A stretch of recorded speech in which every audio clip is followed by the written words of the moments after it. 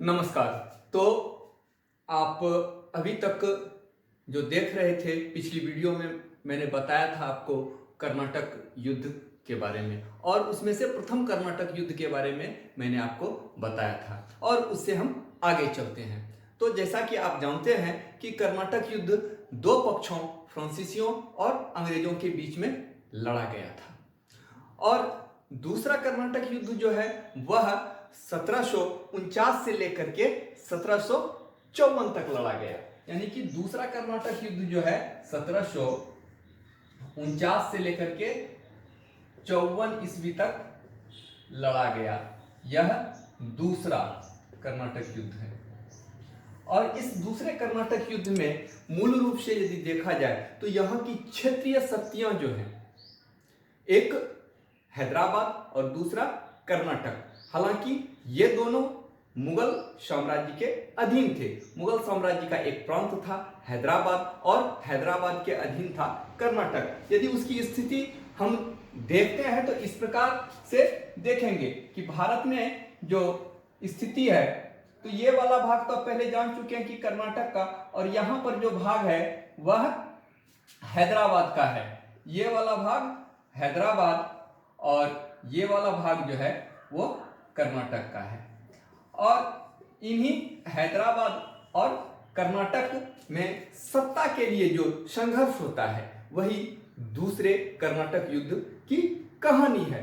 अब देखते हैं कि दूसरे कर्नाटक युद्ध में क्या क्या स्थितियां उत्पन्न होती है। तो देखिए, हैदराबाद का जो निजाम था निजामुल मुल्क, इसकी मृत्यु हो जाती है, और इसका बेटा जो है नासिर जंग, यह सत्ता में आ जाता है। लेकिन इसका विरोध करता है ये मुजफ्फर जंग, और सत्ता के लिए हैदराबाद में जो संघर्ष होता है वह है नासिर जंग वर्सेस मुजफ्फर जंग। और दूसरी स्थिति जो कर्नाटक में है, अनवरुद्दीन से आप पहले ही परिचित हैं, और अनवरुद्दीन वर्सेस चांदा शाह, इन दोनों के मध्य में यह सत्ता के लिए संघर्ष होता है। लेकिन इसमें परोक्ष रूप से और प्रत्यक्ष रूप से, दोनों रूप से अंग्रेज और फ्रांसीसी इसमें शामिल होते हैं। क्योंकि आप जानते हैं पहले से कि अंग्रेजों की तरफ से जो है क्लाइव, और फ्रांसीसियों की तरफ से डुप्ले गवर्नर था, और डुप्ले फ्रांसीसियों का गवर्नर, और क्लाइव जो है वो अंग्रेजों का सेनापति था। तो देखिए, इन दोनों ने भी गुटों का निर्माण कर लिया। तो ये नासिर जंग और अनवरुद्दीन, ये जो है अंग्रेज यानी कि क्लाइव के साथ, और मुजफ्फर जंग और चांदा शाह ये हो गए डुप्ले के साथ। ये गठबंधन जो है एक क्लाइव और एक डुप्ले के साथ में हो गए। अब नासिर जंग को जो विरोध का सामना करना पड़ा मुजफ्फर जंग से, और अनवरुद्दीन को जो सामना करना पड़ा वो चांदा साहब से। तो डुप्ले ने मुजफ्फर जंग और चांदा साहब के साथ में जो एक गठबंधन बनाया, तो इसको संयुक्त सेना का नाम दिया गया। इसका नाम जो दिया गया उस वक्त वह है संयुक्त सेना। तो संयुक्त सेना में कौन कौन शामिल हो गए? तो मुजफ्फर जंग, डुप्ले और चांदा साहब, और जो है फिर एक तरफ तो है क्लाइव, नासिर जंग और अनवरुद्दीन। और अनवरुद्दीन से हम लोग पहले से परिचित हैं कि अनवरुद्दीन और डुप्ले के बीच में एक युद्ध हुआ था, जिसको हम लोग सेंथोमा का युद्ध या अडियार का युद्ध कहते हैं। इसमें जो है अनवरुद्दीन की हार हुई थी, और फिर डुप्ले जो है क्या करता है कि चांदा साहब को सहयोग करता है और अनवरुद्दीन पर हमला करवाता है, और अनवरुद्दीन की क्या होती है? हार हो जाती है, ठीक ना। और वह युद्ध है अंबूर का युद्ध। अंबूर का युद्ध जो है, इसमें संयुक्त सेना की जीत होती है, और यह 1749 ईस्वी में लड़ा गया। 1749 ईस्वी में लड़ा गया अनवरुद्दीन वर्सेस संयुक्त सेना के बीच में। अनवरुद्दीन की हार होती है, और यह भाग करके चला आता है तिरुचिरापल्ली, जहां त्रिचुरापल्ली में इसकी हत्या कर दी जाती है। तो इस तरह से देखते हैं कि क्लाइव के पक्ष का एक गिर गया, हट गया, मर गया, और तब मजबूत हो जाती है संयुक्त सेना। और ठीक इसी समय क्या होता है कि अंग्रेजों की एंट्री होती है यहां, और अंग्रेज समर्थन देते हैं किसको? तो नासिर जंग को। नासिर जंग को ये समर्थन देते हैं और ये त्रिचुरापल्ली का घेरा डालते हैं, और वहां पर जो है चंदा साहब के खिलाफ में, और चंदा साहब क्या होते हैं? वो वहां से भाग निकलते हैं। और फिर जैसे भाग निकलते हैं तो क्या होता है कि संयुक्त सेना कमजोर होती है और अंग्रेज समर्थित सेना जो है वो मजबूत होती है। लेकिन परिस्थितियां कुछ ऐसी होती है इस जीत के बाद कि नासिर जंग की सेना में विद्रोह हो जाता है और नासिर जंग मारा जाता है।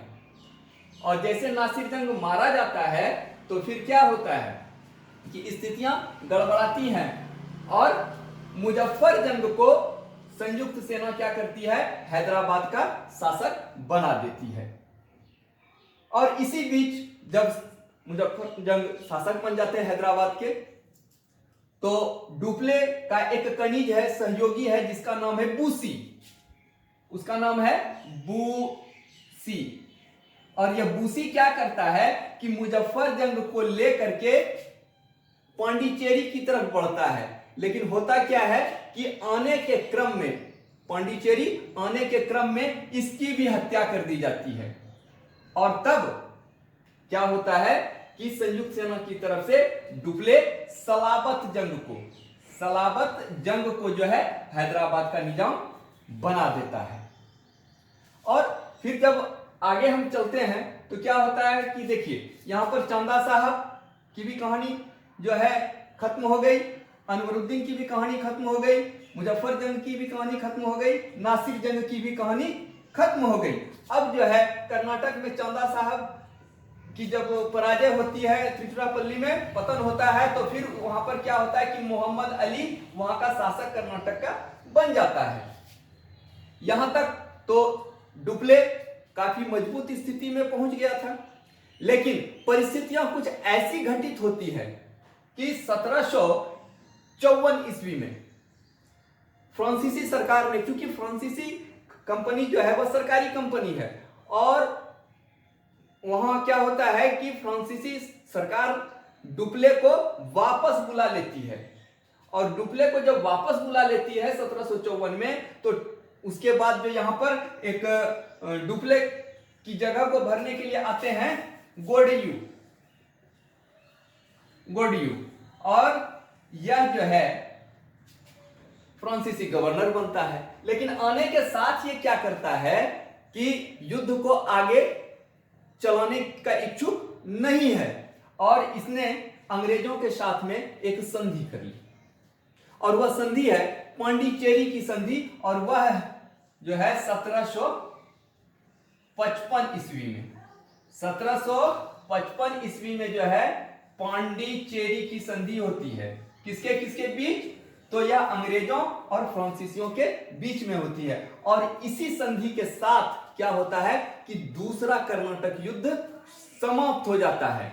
लेकिन जैसे ही यह संधि होती है तो डुप्ले कहता है कि अंग्रेजों और फ्रांसीसियों के बीच में जो पांडिचेरी की संधि हुई है, यह आत्मसम्मान यानी कि फ्रांसीसियों के आत्मसम्मान पर किया गया कुठाराघात है, जो आगे चलकर फ्रांसीसी नींव को, फ्रांसीसी साम्राज्य को भारत में नष्ट कर देगा। और उनका यह कथन और उनकी यह भविष्यवाणी बिल्कुल सही निकल पड़ती है।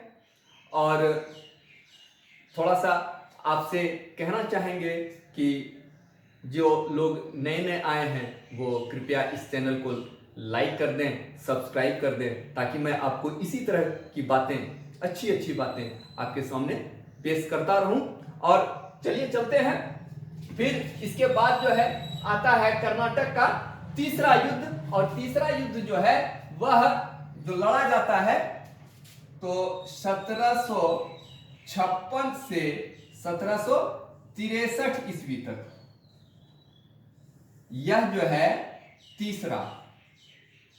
तीसरा कर्नाटक युद्ध है और इसको हम लोग अब देखेंगे। तो कुछ दिनों की शांति के बाद तीसरा कर्नाटक युद्ध शुरू हो जाता है और आप जान रहे हैं कि तीसरा कर्नाटक युद्ध जो है वह 1756 से 1763 ईस्वी तक लड़ा गया। यह तीसरा कर्नाटक युद्ध है और तीसरा कर्नाटक युद्ध जो हम लोग देख रहे हैं इसमें भारतीय राजनीति से ज्यादा लेना देना नहीं था, लेकिन यूरोप में जो उथल पुथल मच रही थी वहां इसकी नींव डाली गई, बुनियाद वहीं डाली गई और वहीं से इस युद्ध की पटकथा लिखी गई। तो यूरोप के जो देश हैं ऑस्ट्रिया और प्रशा, इन दोनों के बीच में युद्ध होता है और इस दोनों के युद्ध में कूद पड़ते हैं अंग्रेज और फ्रांसीसी। और चूंकि अंग्रेज और फ्रांसीसी जब इस युद्ध में शामिल होते हैं तो इसका प्रभाव जो है भारत पर भी पड़ता है और भारत में भी तीसरे कर्नाटक युद्ध की शुरुआत हो जाती है और अंग्रेज और फ्रांसीसी एक दूसरे की बस्ती पर ताबड़तोड़ हमला करते हैं। और हम लोग जानते हैं कि फ्रांसीसी गवर्नर जो है गोडियू डुप्ले की जगह पर आ चुका था और उसने पांडिचेरी की संधि की थी जो अस्थायी संधि साबित होती है। और फिर जो है गोडियू की जगह पर 1758 ईस्वी में जो है काउंट डी लेली, 1758 ईस्वी में जो है वह एक फ्रांसीसी गवर्नर आते हैं काउंट डी लेली और यही फ्रांसीसियों की तरफ से सेनापति भी बनते हैं। और दूसरी तरफ क्लाइव जो थे अंग्रेजों की तरफ से, उसकी जगह पर जो आते हैं उनका नाम है आयरकूट। और इस आयरकूट और इस काउंट डी लेली के बीच में जो युद्ध होता है कर्नाटक के लिए, वह कर्नाटक युद्ध तीसरा कहलाता है। और इसमें हम लोग देखते हैं कि यह युद्ध 7 वर्षों तक लड़ा गया और कहा भी जाता है कि सप्तवर्षीय युद्ध किसके किसके बीच में लड़ा गया, यानी कि सप्तवर्षीय जो युद्ध है यह किसके किसके बीच में लड़ा गया। तो यह जो है अंग्रेज और फ्रांसीसी के बीच में लड़ा गया और वर्चस्व की इस लड़ाई में अंग्रेजों और फ्रांसीसियों के बीच में जो यह वर्चस्व की लड़ाई चल रही थी भारतीय जमी पर, तो इन दोनों के बीच में एक निर्णायक युद्ध होता है और वह निर्णायक युद्ध है बॉन्डीवास का युद्ध। और बॉन्डीवास का युद्ध भी जो है वह किनके किनके बीच में होता है, तो अंग्रेज और फ्रांसीसियों के बीच में होता है। अंग्रेज और फ्रांसीसियों के बीच में जो युद्ध होता है वह बॉन्डीवास का युद्ध होता है और यह 1760 ईस्वी में होता है, 1760 ईस्वी में होता है। और यह भी जो है अंग्रेजों और फ्रांसीसियों के बीच में होता है, जिसमें अंग्रेज जीत जाते हैं और फ्रांसीसी बुरी तरह पराजित हो जाते हैं। और एक तरह से कह लें तो यहीं पर यानी कि बॉन्डीवास के युद्ध के उपरांत फ्रांसीसियों की शक्ति बिल्कुल नष्ट हो जाती है, बिल्कुल कमजोर हो जाती है। और यह युद्ध जो लड़ा गया बॉन्डीवास का युद्ध, उसमें एक तरफ नेतृत्व कर रहे थे आयरकूट जो अंग्रेज थे और दूसरी तरफ काउंट डी लेली नेतृत्व कर रहे थे जो फ्रांसीसी थे। यानी कि कहने का मतलब है कि फ्रांसीसियों का नेतृत्व काउंट डी लेली और अंग्रेजों का नेतृत्व आयरकूट कर रहे थे। और वह युद्ध था बॉन्डीवास का युद्ध 1760 में, जिसमें अंग्रेजों की जीत होती है, फ्रांसीसियों की पराजय होती है और इसके बाद जो शक्ति फ्रांसीसियों की बिल्कुल छीन हो जाती है भारत में और वो पतन की ओर निकल पड़ते हैं। और उसके बाद होता क्या है, घटनाक्रम तेजी से बदलता है और यूरोप में जो है 1763 ईस्वी में 1763 ईस्वी में एक संधि होती है अंग्रेजों और फ्रांसीसियों के बीच में। वह संधि है पेरिस की संधि, पेरिस की संधि। और इसी संधि के द्वारा, पेरिस की संधि के द्वारा जो है क्या होता है, तीसरे कर्नाटक युद्ध की समाप्ति हो जाती है। और पेरिस की संधि जो है 1763 ईस्वी में किसके किसके बीच होती है, तो अंग्रेज और फ्रांसीसियों के बीच में होती है। और कर्नाटक युद्ध का समापन यहीं पर हो जाता है भारत में। और भारत में क्या होता है कि अंग्रेज एक प्रमुख शक्ति के रूप में उभर कर सामने आते हैं। और इस पेरिस की संधि के तहत यह कहा गया कि फ्रांसीसियों और अंग्रेजों के बीच में जो युद्ध हुआ, युद्ध के पहले की जो स्थिति थी वही बहाल कर दी जाएगी, लेकिन शर्त है कि फ्रांसीसी अब अपनी किलेबंदी नहीं कर सकते हैं।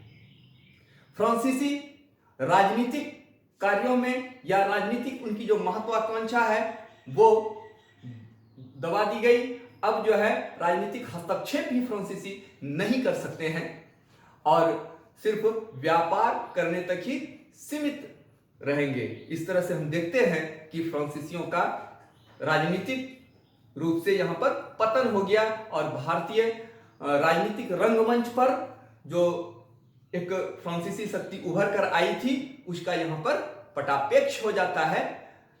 और कर्नाटक युद्ध एक निर्णायक युद्ध के रूप में उभर कर सामने आता है। इस युद्ध के बाद अंग्रेज भारत के भाग्य विधाता बन जाते हैं। और इसी बीच में जब यह कर्नाटक का तीसरा युद्ध चल रहा था, इसी बीच में अंग्रेजों ने बंगाल विजय की और उसको भी देखेंगे अगली वीडियो में। इस वीडियो में इतना ही, धन्यवाद।